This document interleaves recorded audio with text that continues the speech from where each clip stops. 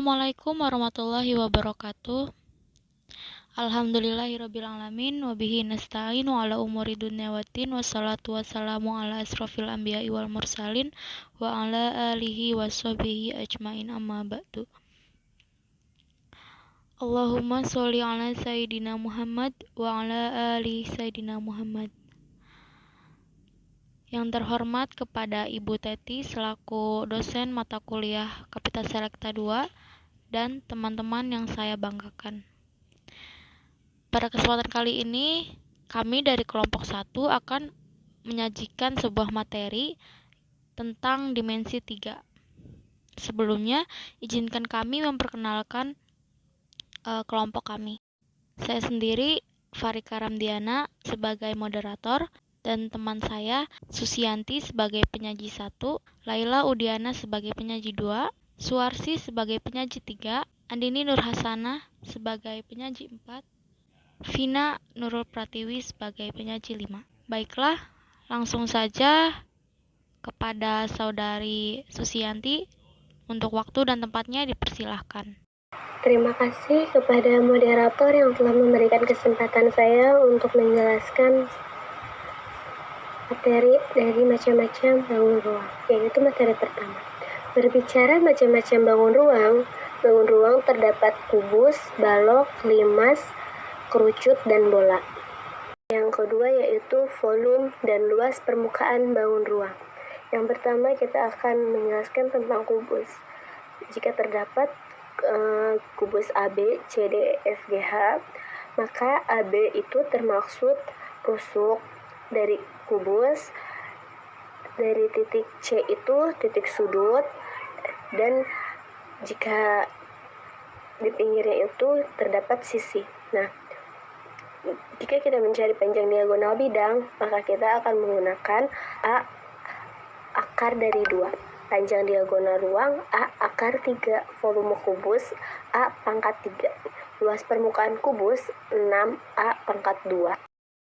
Yang kedua ada balok. Jika kita mencari volume balok, maka kita menggunakan rumus P kali L kali T. Jika kita menggunakan luas permukaan balok, kita menggunakan 2 dikali P kali L tambah L kali T tambah P kali T. Yang ketiga ada limas. Limas pula ada bermacam-macam. Di sini ada limas segi 3, limas segi 5, limas segi 4, dan limas segi 6. Nah, jika kita mencari volume limas, kita menggunakan rumus 1/3 kali luas alas kali tinggi. Jika kita mencari luas permukaan limas, kita menggunakan luas alas tambah luas bidang, atau bisa juga disebut dengan sisi tegak. Nah, selanjutnya yaitu kerucut. Teman-teman bisa melihat sendiri yang menjulang ke atas itu, yang lancip-lancip itu disebut namanya puncak kerucut. Garis yang ke bawah itu disebut selimut kerucut, dan garis yang di bawahnya itu disebut dengan alas kerucut. Jika kita mencari selimut kerucut, kita menggunakan rumus S kuadrat sama dengan R kuadrat ditambah T kuadrat. Nah, sedangkan kita mencari volume kerucut, kita menggunakan rumus 1/3 kali V kali R kuadrat kali T.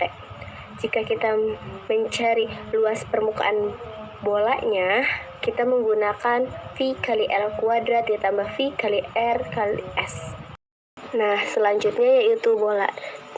Terdapat huruf R itu disebut jari-jari di pas pertengahan setengah dari bola tersebut.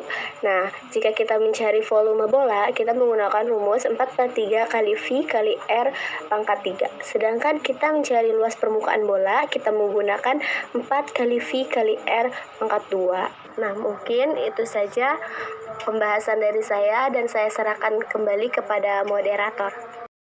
Terima kasih kepada Susianti yang telah menjelaskan materi tersebut. Selanjutnya kepada penyaji 2, yaitu Laila Udiana, untuk waktu dan tempat dipersilahkan. Baik, terima kasih kepada moderator yang telah memberikan saya kesempatan untuk menjelaskan materi selanjutnya. Nah, di sini ada 2 contoh soalnya loh. Yang pertama yaitu sebuah kubus ABCD EFGH dengan panjang sisi 6 cm dan titik P-nya merupakan titik potong diagonal EG dan FH. Jarak antara titik B dan titik P-nya adalah. Nah, untuk menjawab soal tersebut, perhatikan ya gambar kubus berikut ini. Nah, untuk segitiga BFP siku-siku di F. Berarti BF-nya kan sama dengan 6 cm. FP-nya sama dengan setengah diagonal sisi sama dengan setengah dikali 6 akar 2 sama dengan 3 akar 2. Nah, untuk mencari BP-nya, BP sama dengan akar BF kuadrat ditambah PF kuadrat sama dengan akar 6 kuadrat ditambah dalam kurung 3 akar 2 kuadrat sama dengan akar 36 ditambah 18 sama dengan akar 54 sama dengan lagi akar 9 dikali 6 atau sama dengan 3 akar 6. Untuk soal yang kedua yaitu perhatikan gambar kubus ABCD EFGH dengan panjang proyeksi AH pada bidang BDHF adalah. Nah, gambarnya seperti ini ya. Untuk pembahasannya itu, perhatikan rumus di bawah ini. Jadi, perhatikan segitiga APH-nya. Jadi, AH sama dengan AC sama dengan diagonal sisi sama dengan 8 akar 2 cm. AT-nya sama dengan setengah, AC-nya sama dengan setengah dikali 8 akar 2 sama dengan 4 akar 2. Jadi, TH-nya sama dengan akar AH kuadrat dikurangin AT kuadrat sama dengan akar dalam kurung 8 akar 2 kuadrat dikurangin 4 akar 2 kuadrat sama dengan akar 128 dikurangin 32 sama dengan akar 96. Sama dengan lagi akar 16 dikali 6 atau 4 akar 6. Pembahasannya saya kembalikan kepada moderator. Terima kasih. Baik, terima kasih kepada Laila Udinana yang telah menjelaskan materinya. Lanjut ke materi yang ketiga kepada Saudari Suarsi. Untuk waktu dan tempat dipersilahkan. Baik, masuk ke pembahasan selanjutnya, yaitu kedudukan titik, garis, dan bidang pada bangun ruang. Titik. Nah, suatu titik ditentukan oleh letaknya dan tidak mempunyai besaran. Sebuah titik digambarkan dengan notah dan biasanya dinotasikan dengan huruf kapital seperti A, B, C, dan lain-lain. Selanjutnya yaitu garis. Garis merupakan suatu himpunan titik-titik yang tidak terbatas banyaknya. Garis dikatakan berdimensi 1 karena hanya memiliki satu ukuran saja, yaitu memiliki panjang dan tidak memiliki lebar. Suatu garis biasanya itu dilukiskan terbatas dan disebut juga dengan segmen garis atau ruang garis dan dinotasikan dengan huruf kecil, misalkan A, B, C, dan lain-lain. Bidang. Bidang merupakan himpunan titik-titik yang memiliki dua ukuran, yaitu panjang dan lebar. Nah, oleh karena itu, bidang itu dikatakan berdimensi 2. Penotasian suatu bidang diwakili oleh alfa, beta, atau titik-titik sudut bidang itu. Masuk ke yang pertama, yaitu kedudukan titik terhadap garis. Kedudukan titik terhadap garis ini ada dua, yaitu titik yang terletak pada garis dan titik yang terletak di luar garis. Nah, yang pertama yaitu titik terletak pada garis. Dapat diartikan juga bahwa garis melalui titik tersebut, seperti contoh titik Q terletak dalam garis AB. Nah, yang kedua itu titik terletak di luar garis, atau dapat diartikan juga bahwa garis itu tidak melalui titik tersebut, seperti contohnya itu titik K terletak di luar garis AB. Yang selanjutnya yaitu kedudukan titik terhadap bidang. Yang di sini juga ada dua, yaitu titik terletak pada bidang, dan yang kedua itu ada titik terletak di luar bidang. Titik terletak pada bidang juga dapat diartikan bahwa bidang di titik tersebut. Nah, jadi yang itu melalui titiknya. Nah, kalian dapat melihat contohnya itu di situ ada titik P terletak di dalam bidang A, B, C, D. Sedangkan yang kedua yaitu titik terletak di luar bidang. Nah, titik terletak di luar bidang ini dapat diartikan juga bahwa bidang sama sekali tidak melalui titik tersebut. Seperti contohnya itu titik Q terletak di luar bidang A, B, C, D. Baik, terima kasih kepada Suarsi yang telah menjelaskan materinya. Lanjut ke materi ketiga, yaitu akan dijelaskan oleh Andini Nurhasana Ardianti.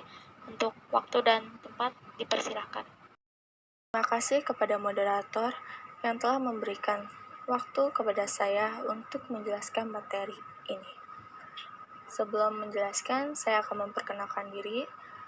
Perkenalkan, nama saya Andini Nurhasana Ardianti, yang di sini akan menjelaskan materi tentang kedudukan dua garis. Yang pertama, dua garis saling berhimpit jika terdapat lebih dari satu titik persekutuan atau titik potong. Nah, di sini ada gambarnya. Garis AB berhimpit dengan garis PQ. Terdapat lebih dari satu titik persekutuan. Yang kedua, dua garis saling berpotongan jika terdapat tepat satu titik persekutuan atau titik potong. Di sini ada gambarnya. Garis AB berpotongan dengan garis CD, yaitu saling memotong di titik T. Di sini ada titik T. Ketiga, yaitu dua garis saling sejajar jika tidak ada satupun titik persekutuan. Di sini ada gambarnya. Garis AB sejajar dengan garis KL. Nah, di sini ada tanda warna biru, yaitu dia garis AB. Yang tanda merah ini, dia garis KL. Tidak ada satupun titik persekutuan. Yang keempat, yaitu dua garis saling bersilangan jika tidak saling berpotongan, tidak saling sejajar, dan tidak terletak pada satu bidang. Di sini ada gambarnya, garis PQ bersilangan dengan garis MN. Selanjutnya, saya akan menjelaskan materi kedudukan garis terhadap bidang.